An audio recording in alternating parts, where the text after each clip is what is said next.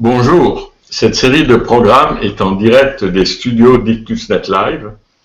Cette émission est en français comme d'habitude, avec traduction immédiate en anglais, phrase par phrase. Good evening or good day, and this series of program is live from the studio of IctusNet Live. It is in French with immediate translation in English sentence by sentence.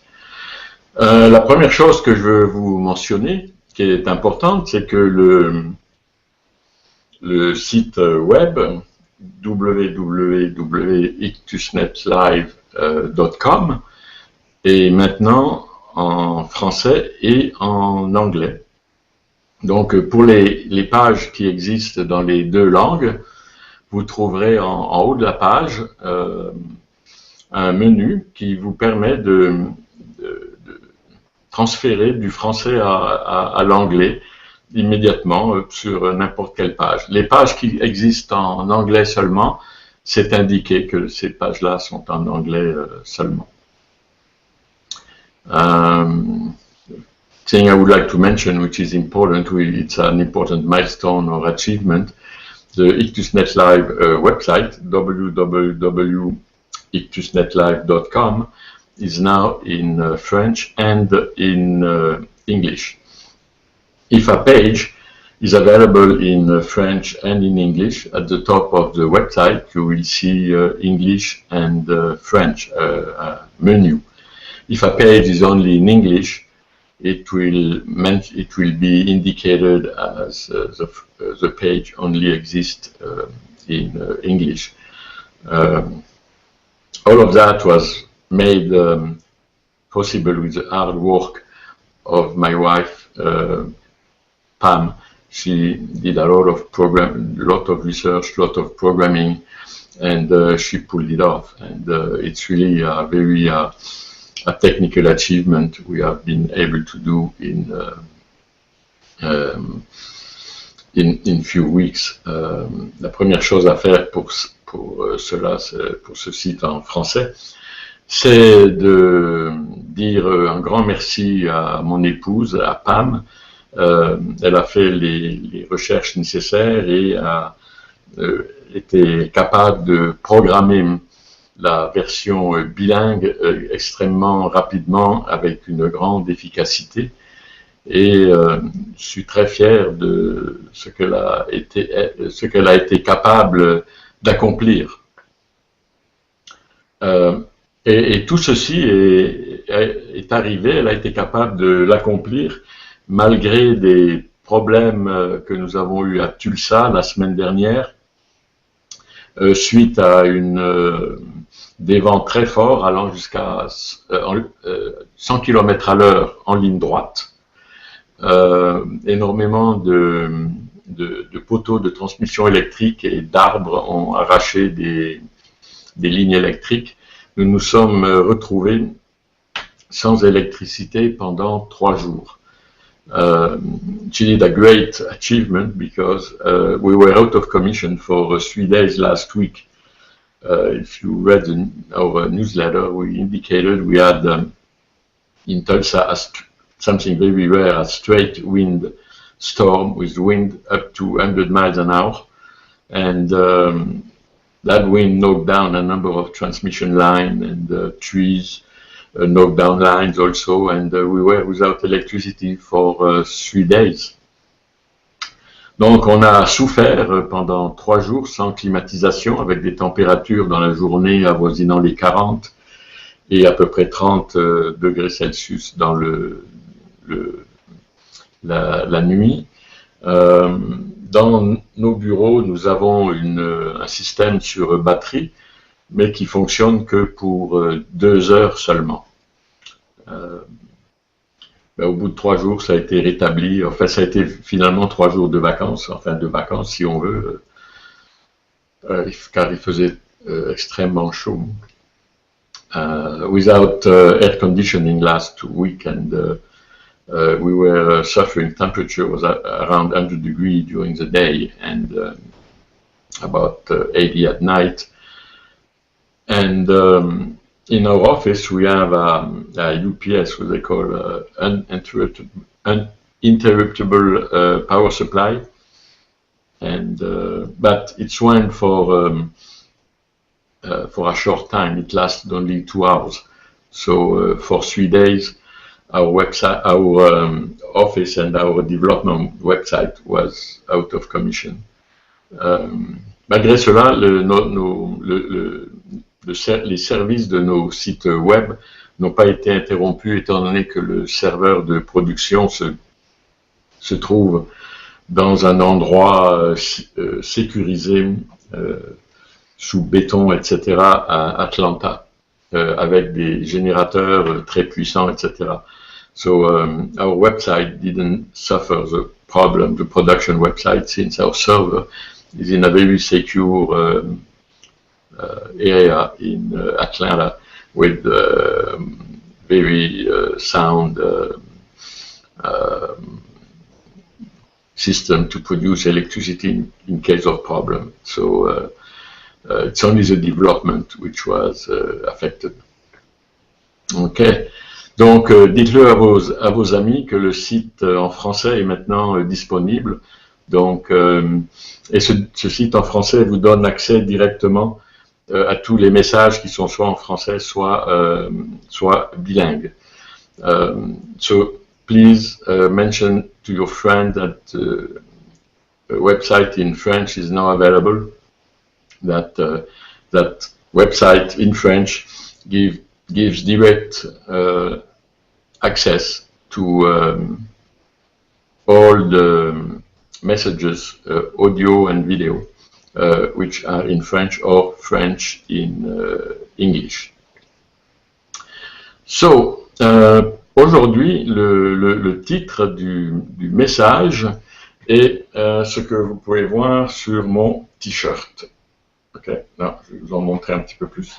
Ok, là vous pouvez voir tout le t-shirt. Donc le titre du message est sur le t-shirt. The title of the message today is on my t-shirt. Ok, donc aujourd'hui on va parler de évoluer, explorer, exceller et savourer. The title of the message today is Evolve, which is in explore, excel and enjoy. C'est un t-shirt qui m'a été donné alors que je travaillais dans une société de haute technologie au Texas où j'étais un directeur de projet. That t-shirt was given to me when I was working in an high-tech company in Texas, and where I was a project director for multi-million-dollar website. Donc, en cherchant dans la penderie où sont mes habits, là, j'ai retrouvé ce t-shirt qui maintenant a quelques années, et ça m'a donné l'idée que ce t-shirt représente finalement ce que la vie du chrétien devrait être dans le cadre de « ce n'est pas compliqué ».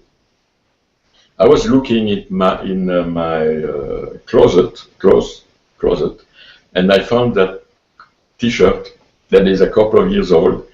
And by looking at it, I said, "Wow, that's the type of life a Christian should have and enjoy if we accept the fact that, as the name of this series said, it's not complicated."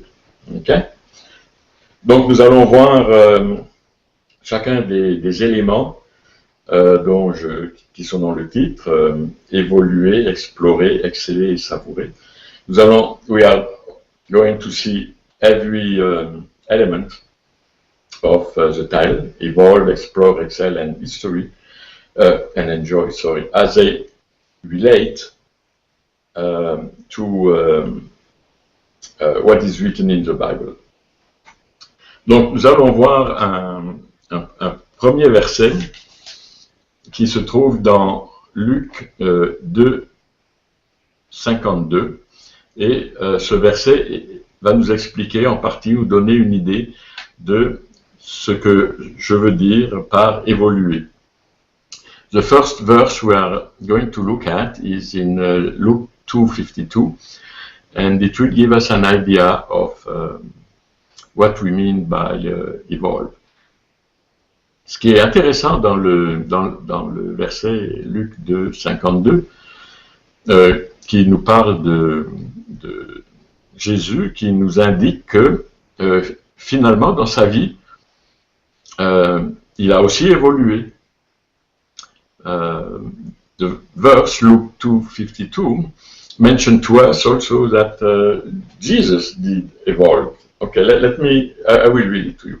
Okay, Luke 2:52, Luc 2:52, et Jésus grandissait et progressait en sagesse. Il se rendait toujours plus agréable à Dieu et aux hommes. It's a very good program. We should evolve also in that direction ourselves. We should, sorry, in English. It's Luke 2:52. And Jesus increased in wisdom and stature and in favor with God and man. And it's a way we should evolve ourselves. Il est très important pour nous aussi en tant que chrétiens, même si nous sommes des chrétiens depuis très longtemps ou des chrétiens qui le sont juste depuis un petit peu, nous devons progresser en sagesse et nous rendre plus agréables à Dieu et aux hommes. C'est tout un programme. Ça, c'est la façon dont nous devons évoluer. That verse is a great program for us if you are a new Christian or a Christian from some time now, and we have to increase in wisdom and also get more favor, increase in favor with God and man. Okay. En fait, nous ne sommes pas les mêmes aujourd'hui que nous étions avant d'être nés de nouveau. On a grandi en sagesse et on continue de le faire.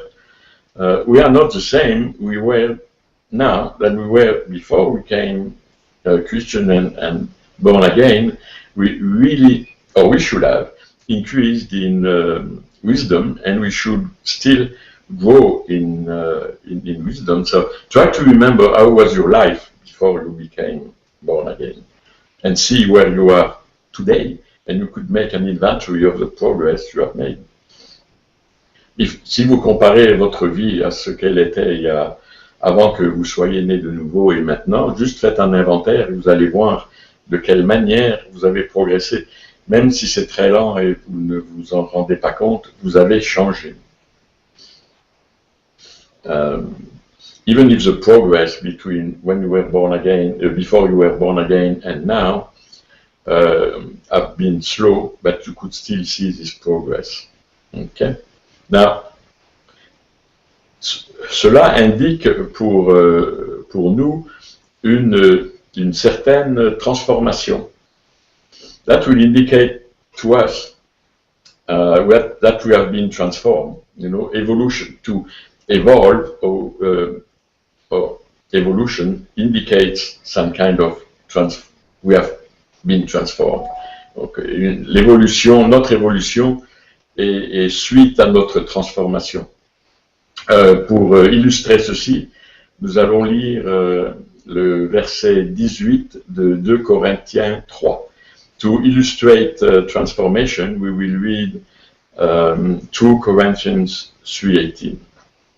Ok, alors, le verset 2 Corinthiens 3:18 nous dit: Et nous tous, qui le visage découvert, contemplons comme dans un miroir la gloire du Seigneur, nous sommes transformés en son image, dans une gloire dont l'éclat ne cesse de grandir. C'est là l'œuvre du Seigneur, c'est-à-dire de l'Esprit. Now I'm going to read the verse in English, 2 Corinthians 3:18. But we all, with unveiled face, beholding as in a mirror the glory of the Lord, are being transformed into the same image from glory to glory, just as by the Spirit of the Lord. Okay. Qu'est-ce que ça veut dire, ça ce verset? C'est que quand nous sommes nés de nouveau, nous sommes transformés finalement de gloire en gloire avec l'aide du Saint-Esprit qui est notre enseignant ou qui nous guide. What that verse means really is we are transformed from glory to glory. It means we improve and we are doing better. And this transformation is guided by our teacher, the Holy Spirit. Is guiding us all the way. So just keep in mind that every day we learn more regarding our status as Christian, and we normally improve. We are supposed to advance, even if we have some plateau. Ce verset nous indique que dans notre vie chrétienne, nous devons nous améliorer, c'est-à-dire devenir des meilleurs chrétiens et plus plus près de notre relation avec Dieu, avec le Seigneur. Et même si nous faisons face à des plateaux, etc., nous devrions quand même nous améliorer dans ce sens. If we look at that transformation, and we could reach impasse sometimes. I mean, it's difficult to move forward. And we had a program months back you could find on IctusNet Live dealing with impasses. Notre progression, des fois, est bloquée par des impasses, et je ne voudrais pas revenir là-dessus parce que nous avons eu un programme il y a quelques semaines, quelques mois, à ce sujet que vous pouvez trouver dans la médiathèque en français de IctusNet Live. Nous allons voir maintenant le deuxième item ou le deuxième volet du message d'aujourd'hui, qui est explorer. We are going to look at the second aspect of the teaching of today, which is explore. And pour essayer de décrire comment, où et comment on trouve explorer dans la Bible, nous allons regarder dans l'Ancien Testament, Nombre 13, 27. To understand basically the meaning of explore, or how it was indicated in the Bible, we are going to look at Number 13, 27. So, je vais vous lire le verset des Nombres 13, 27. Voici le rapport qu'ils firent à Moïse. C'est ceux qui sont allés explorer. Nous sommes arrivés dans le pays où tu nous as envoyés. Oui, c'est vraiment un pays ruisselant de lait et de miel, et en voici les fruits. Ils sont allés explorer le pays. D'ailleurs, dans la version, dans le texte anglais, le mot explorer est utilisé. Il ne l'est pas en français, mais c'est sous-entendu que si vous êtes envoyé dans un pays et que vous regardez ce qui se passe, c'est que vous l'explorez. In English, the verse number 13, 27, chapter 13, verse 27 says, this was the report to Moses. We enter the land you sent us to explore, and it is indeed a beautiful country, a land flowing with milk and honey. Here is a kind of fruited produce. Okay, that's from the New Living Translation. Donc, si vous regardez dans ce que je vous demanderais de voir, c'est de lire l'histoire au complet dans les chapitres 13 et 14 des Nombres. Et suite à cette exploration, on peut voir que les enfants d'Israël ont eu des points de vue tout à fait différents. Certains, dont Joshua et Caleb, ont vu un pays ruisselant de lait et de miel avec des fruits, et d'autres y ont vu des géants qu'ils ne pouvaient pas vaincre. Et ceci, c'est le résultat de l'exploration. Ils sont allés voir la même chose. If you read the whole story in chapter 13 and 14, you will find that they explore the same land, and you will see, you will be able to read two different reports. One report from Joshua and Caleb is that what they explore, it's a good land. Okay, it's a land which is very great. It's a land where they can all kinds of fruit flowing with milk and honey, which means it was a plentiful land. On the other hand, the other found a land where you could find giants, and in their mind they believed they were grasshopper and they cannot defeat. So exploration, you have to be careful when you do exploration. On doit être très prudent quand on explore quelque chose, c'est de ne pas avoir d'idées préconçues, et on peut le voir d'une façon négative ou une façon qui est positive. Just I would like to mention, when you explore something, you could see it from different point of view. You could see it as something which is good or as something which is bad. And I will give you an example. Before I give you the example, I have to drink. Avant que je vous donne l'exemple, il faut que je boive dans ce verre.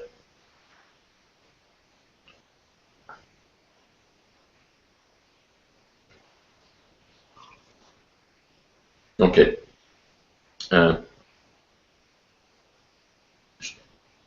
Ce verre est mon sujet d'exploration. Vous voyez bien le verre là? C'est mon sujet d'exploration. La ligne de l'eau avec le citron est ici. Okay? Si je suis un pessimiste et que je vois tout négativement, je vais vous dire, ce verre est à moitié vide. Okay? Maintenant, si je suis une personne qui est positive, je vais regarder à ce verre et je vais vous dire, oh, ce verre est à moitié rempli. Alléluia. Now, I will take the example of the glass I was drinking from before. If you look at the glass, you see the line of the water with the lemon juice here. If I am a pessimistic person, ready to be defeated, I will tell you that glass is half empty. Okay? Now, if I am an optimistic person and I believe I will go above the impasse and I will be a success, I will tell you that glass is half full. You see? It's the same glass, half empty or half full. So, where are you? Okay? À moitié plein, à moitié vide. Vous le voyez comment? Vous décidez, c'est à vous de choisir. I will read you now. Je vais vous lire maintenant le rapport qui se trouve dans Nombre 28 au verset 28 du chapitre 13. Ok. Mais le peuple qui habite ce pays est puissant, les villes sont fortifiées, très grandes, nous avons vu les enfants d'Anak. Les enfants d'Anak, c'est des géants. The verse 28 of the same chapter, said, Nevertheless, the people be strong and dwell in the land, and the city are walled, and very great, and moreover, we saw the children of Anak. No, the children of Anak are giant. So, if you look at these two verses, okay, I have some challenges with my mouse. Okay. Verse 27 et le verset 27 et le verset 28. C'est exactement ce que l'on a vu avec le verre plein et le verre à moitié plein et le verre à moitié vide. Dans le verset 27, le rapport c'est un pays ruisselant de miel, okay, et de lait avec des fruits. Le verset 28, donc le verset suivant, nous parle, c'est comme le verre à moitié vide. Okay, il y a des géants qui sont puissants, les villes sont fortifiées et les villes sont très grandes. Okay? Now, the verse 27 and 28 are illustrated by the glass half empty or half full. 28, it's a half full glass. Okay? It's a land with milk and honey. The verse 28, it's about the glass half empty. Okay? The people in this land are very powerful. Okay? They are strong. The city have walls and they have giants. Okay? Now, allons voir un petit peu plus loin dans le livre des Nombres au chapitre 14, le verset 6 et 7. Dans le verset 6 et 7, et parmi ceux qui avaient exploré le pays, Josué et Caleb déchirèrent le vêtement et parlèrent ainsi à toute l'assemblée des enfants d'Israël. Le pays que nous avons parcouru pour l'explorer est un pays très bon, excellent. Okay, if you read on chapter 14 now, verse 6 and 7, and Joshua and Caleb, which were of them that served the land, rent their clothes, and they spoke unto the company of the children of Israel, saying, the land which we have passed through to search it is an exceeding good land. Okay. So to re-emphasize the point, when you look for something, try to look first for what is good. Okay. Quand vous explorez, essayez de trouver ce qui est bon. La première chose que vous faites. Donc, nous allons voir le volet suivant maintenant, qui est exceller. On va voir le verset suivant maintenant, qui est exceller. Et pour cela, je vais vous lire dans les Proverbes et dans le livre, dans Ecclésiastique. Ok. Dans les Proverbes, au Proverbe 22, le verset 29 nous dit: si tu vois un homme habile dans son ouvrage, il se tient auprès des rois, il ne se tient pas auprès des gens obscurs. Okay. In English, Proverb 22 verse 29 said, do you see a man who excels in his work? He will stand before kings. He will not stand before an unknown man. Okay, si on regarde bien à ce verset, en français on dit un homme habile, mais ça veut dire un homme qui excelle dans ce qu'il fait. Il se tient auprès des rois, c'est-à-dire il a une bonne réputation, il a des privilèges et il ne se tient pas, et on ne le trouve pas auprès des gens obscurs qui sont négatifs. If you look at that verse, it said, if you excel in your work, you will stand before king. No, in the Old Testament, king, it's basically, you could take the analogy with business people, good business people. So the people who excel will try to be with the good business people and not people who don't achieve anything. Okay. So, quand on dit dans l'Ancien Testament, ils se tiennent, un homme habile dans son ouvrage se tient auprès des rois. L'analogie de l'Ancien Testament à la vie d'aujourd'hui, roi représente les hommes d'affaires, les entrepreneurs, etc. Donc, je veux dire, si vous êtes habile dans ce que vous faites, facilement vous vous trouverez auprès de gens qui sont des entrepreneurs, des gens qui ont du succès, et vous ne vous trouvez pas auprès de gens qui sont obscurs. Okay? Donc, dans tout ce que vous faites, vous devez exceller. Et exceller vous mettra en bonne position avec les gens qui vont être importants dans votre accomplissement du plan que Dieu a pour vous.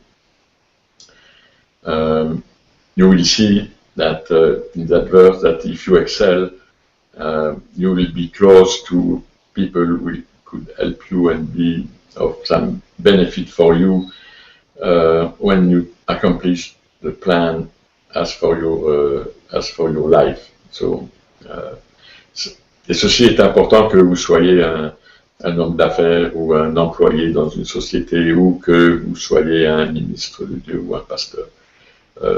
You have to excel. It really doesn't matter if you are a business person or an employee or you are a preacher or a pastor. We are asked and we are encouraged to excel in everything we do. Okay. Nous allons regarder dans le Ecclésiastique au chapitre 7, le verset 12. Car à l'ombre de la sagesse, on est abrité comme à l'ombre de l'argent. Mais un avantage de la science, c'est que la sagesse fait vivre ceux qui la possèdent. Okay, I'm going to read now that verse, Ecclesiastic chapter 7, verse 12. For wisdom is a defense, as money is a defense. But the excellence of knowledge is that wisdom gives life to those who have it. Le verset est un peu plus clair en anglais qu'il ne l'est en français. Quand on parle de science, l'avantage de la science, c'est l'avantage de la connaissance. En fait, ça veut dire que la connaissance qui est un produit, généralement un sous-produit de l'éducation, donne la sagesse, et ceux qui la possèdent peuvent s'abriter derrière cette sagesse et progresser dans leur vie. If you read carefully at that verse, you will see that excellence of knowledge it will provide you a wisdom, and that wisdom will give you a good life. And they said that wisdom protects your life even as much as money will do, because we still need money to buy things. But you need both. You need wisdom and money. À utiliser à bon escient, on verra ça un petit peu plus tard. On voit donc que si on possède la connaissance, donc on possède la sagesse, on est éduqué comme on devrait l'être, ça nous donne, cette sagesse nous protège tout autant que l'argent nous protège dans notre vie. On verra un peu plus tard que l'argent nous protège, mais si on ne l'abuse pas. Effectivement, dans le monde moderne d'aujourd'hui, tout se fait par des transactions au moyen d'argent. Même si c'est un échange que l'on fait, on échange, en fait, on échange pour la valeur monétaire des choses aussi. Donc, even if you do bartering these days, we exchange for money, for the money value of what it is. Now, you could say I talk only about business people or people who have a trade or a profession. Je ne parle pas seulement des gens qui ont une profession, qui ont un métier, etc. Nous allons voir que on trouve aussi un verset à ce sujet, si le ministère est votre vocation. If the ministry is your vocation, there is also verses that apply, we will apply in to Excel. Okay, let me read to you 1 Corinthiens, laissez-moi vous lire 1 Corinthiens 14, 12. Vous donc, puisque vous aspirez si ardemment aux manifestations de l'Esprit, recherchez avant tout à posséder en abondance celles qui contribuent à faire grandir l'Église dans la foi. 1 Corinthians 14, 12 nous said, even so you, since you have the zeal for spiritual gift, let it be for the edification of the church that you seek to excel. Okay? Donc, si vous êtes un ministre de Dieu, un pasteur, etc., vous devez exceller dans les dons que le Seigneur vous donne, de façon à faire grandir l'Église dans la foi.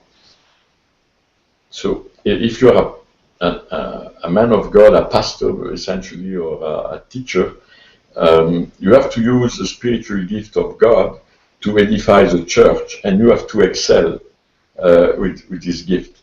So, what I have done is try to cover using various verses to excel for the lay people and from the non-lay people.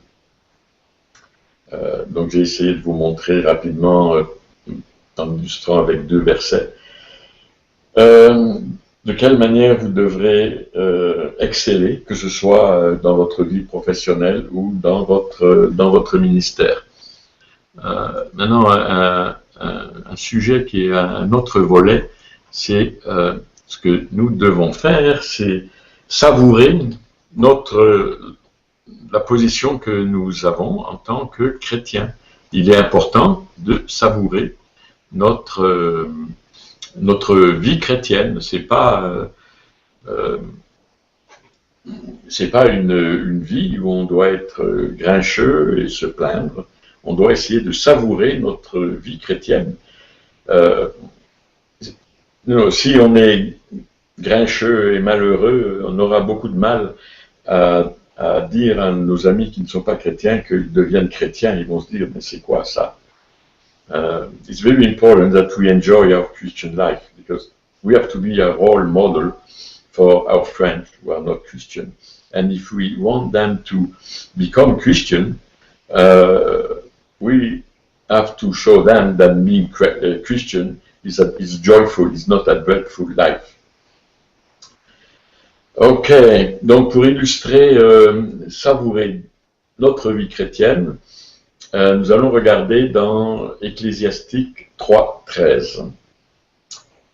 To illustrate, enjoy our Christian life, we are going to look first at Ecclésiastes chapter 3, verse 13.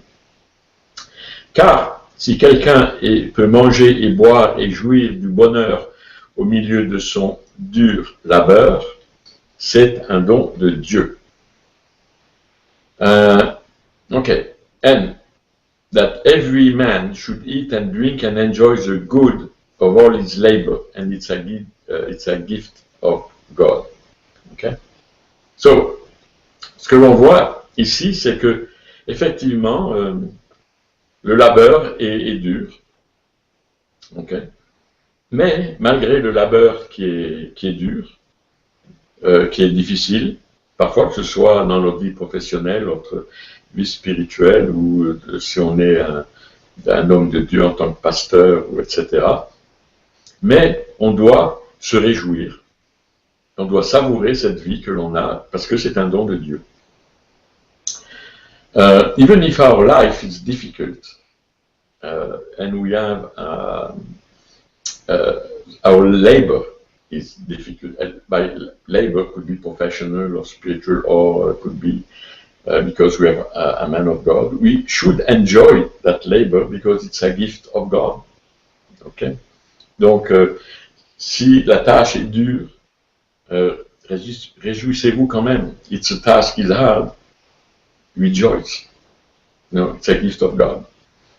Nous allons voir plus loin dans le Nouveau Testament, dans 1 Timothée 6, 17. au verset 17. Recommande à ceux qui possèdent des richesses en ce monde de se garder de toute arrogance et de ne pas fonder leur espoir sur leur richesse, car elle est instable. Qu'ils placent leur espérance en Dieu, qui nous dispense généreusement toutes ses richesses pour que nous en jouissions. Ok, dans 1 Timothée 6:17, said, command those who are rich in this present age not to be haughty, not to trust in uncertain riches, but in the living God, who gives us richly all things to enjoy. Nous voyons dans ce verset que dans notre vie chrétienne, Dieu nous donne généreusement des bonnes choses, ses richesses, pour que nous en jouissions. Richesses, non pas forcément des richesses matérielles, comme de l'argent ou des maisons, ou etc. Mais ça peut être des richesses concernant notre santé, nos relations avec les autres. In this verse, when the Lord mentioned that we talk about riches, it's not only material riches, the house, cars. It could be our health, our relationship with other people, etc. Now, quand nous possédons ces richesses, nous ne devons pas être arrogants et ne pas mettre notre espoir sur ces richesses. Notre espérance doit être en Dieu. Et l'espérance nous conduit à la foi. Okay? Et c'est quelque chose que nous avons déjà vu au cours de semaines précédentes. So, the Lord tells us not to put all our eggs in the basket of riches, but what we have to do is to enjoy what the Lord is giving us, but also we don't have to be haughty about the riches. So riches are giving us the hope. Okay, so we still live by hope of all the riches the Lord is giving to us. Okay, and hope is building our faith, and it's something we have seen before. Okay, hope is the trigger of faith. Okay. Après avoir lu ce verset, nous voyons que finalement, nous devons bien faire attention. L'argent n'est pas le problème. Okay? Ce qu'est le problème, c'est l'amour de l'argent. Et la Bible nous dit qu'on ne peut pas suivre deux maîtres, Dieu et Mammon. From what we have seen there, because a lot of people equate always riches with money.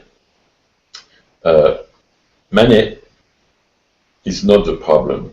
It's a love of money who is the problem. The Bible said clearly we cannot serve two masters, God and Mammon. L'argent, en fait, est neutre. C'est un moyen de transaction. Ça dépend de ce que l'on fait avec. Ça dépend quelle est notre relation avec l'argent. Si on aime l'argent pour l'argent lui-même, c'est là que se trouve le problème. Money in itself is neutral. It's a tool. We need it to transact business. We need it to buy things for our life. Okay? The problem is when we love money for the sake of money. In that case, the money is becoming our master, not what we could do with it. And as we repeat again, we cannot serve two masters, God and Mammon. And let's see how it's illustrated in the Bible.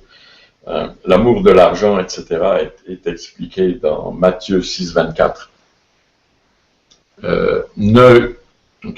Nul ne peut être en même temps au service de deux maîtres, car ou bien il détestera l'un et il aimera l'autre, ou bien il sera dévoué au premier et méprisera le second. Vous ne pouvez pas servir en même temps Dieu et l'argent. in Matthew 6:24, he could read, "No one can serve two masters, for either he will hate the one and love the other, or else he will be loyal to the one and despise the other. We cannot serve God and Mammon." Okay? Donc, je répète, l'argent est un outil. C'est un outil qui finalement nous aide à vivre. Et dans des prochains enseignements, nous verrons la différence qu'il y a entre c'est quoi la provision et c'est quoi, qu'est-ce que c'est qu'un investissement, qu'est-ce qui nous permet de vivre. Parce que c'est basé, les deux sont basés sur l'argent. In the next few weeks, we will see maybe what is the difference between the two types of money. The money we use for us and the money we use for the gospel. It's coming from mostly from the same source when we are working for a living. And I will explain how we could manage that money and not be a slave of the money.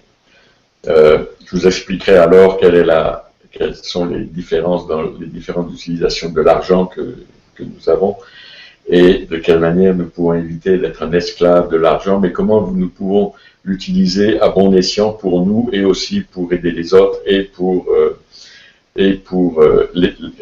l'évangile. Dans 2 semaines, nous allons avoir un autre programme et the topic will be ethics, l'éthique, pour si nous sommes en affaires ou si nous sommes un employé ou même si nous avons un ministère. In 2 weeks, the topics will be ethics. Ethics pour des employés, ethics for employees, ethics for business owners, ethics for pastors, etc. Au cours des derniers mois, dernières même semaines, nous avons vu ici tout ce qui se passe dans Wall Street et dans certains cas, le sens de l'éthique a complètement disparu. Et un des grands problèmes de la crise financière auquel certains pays font face aujourd'hui, ça a été le résultat d'un manque d'éthique des gens qui contrôlent l'argent ou le flot d'argent.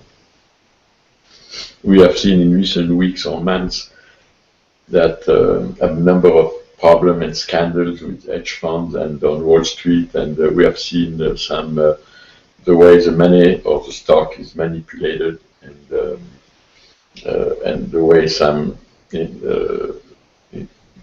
the way it impacts the life of some people in some countries. It's basically all I have to share with you for today. C'est tout ce que j'ai à partager pour vous aujourd'hui. Rappelez-vous, ce n'est pas compliqué. You have to remember, it's not complicated. We try to explain to you something on a simple way. Si vous avez des demandes de prière ou si vous avez des témoignages, utilisez s'il vous plaît la page Contact Litusnet Live. Le lien est en bas de chaque page et maintenant vous pouvez le faire en français. Écrivez-nous et vous nous répondrons en français. Please send us your prayer request, your testimony using the contact page of litusnetlive.com. The link is at the bottom of every page, and as I mentioned before in French, if you write to us in English, we will answer to you in English. If you answer to you in French, we will answer you in French. Donc, une dernière chose avant que mon épouse vienne prier pour vous, je vais vous demander de prier pour nous, car nous sommes en train de développer aussi la version en portugais et la version en espagnol du site web.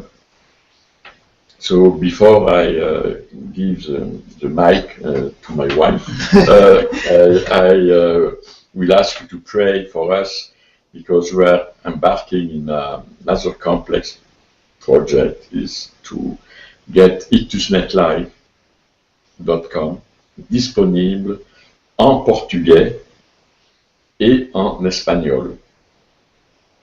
Okay. I guess I've been translating in English. Okay. Pray for us because we will translate. We are translating the website in Spanish or in Portuguese and in Spanish and eventually in Russian. So we want to reach. In fact, our motto is for today and for the week to come. We want to reach each country one language at a time. Okay? Notre motto pour aujourd'hui et les semaines qui viennent est nous voulons rejoindre chaque pays, un langage chaque fois. Okay? Pam, it's up to you. Lord, we just thank you right now for everyone that's here today. Seigneur, nous te remercions pour toutes les personnes qui nous regardent en ce moment. Lord, we just pray that everyone will be encouraged to be the best that they can be in Christ. Nous te remercions, Seigneur, parce que tu encourages tous ceux qui nous regardent aujourd'hui parce qu'ils vont être les meilleurs en Christ. I pray that each person will continue to mature in their relationship with the Lord. Et je prie que chacune des personnes qui nous regardent va devenir plus mature dans sa relation avec le Seigneur.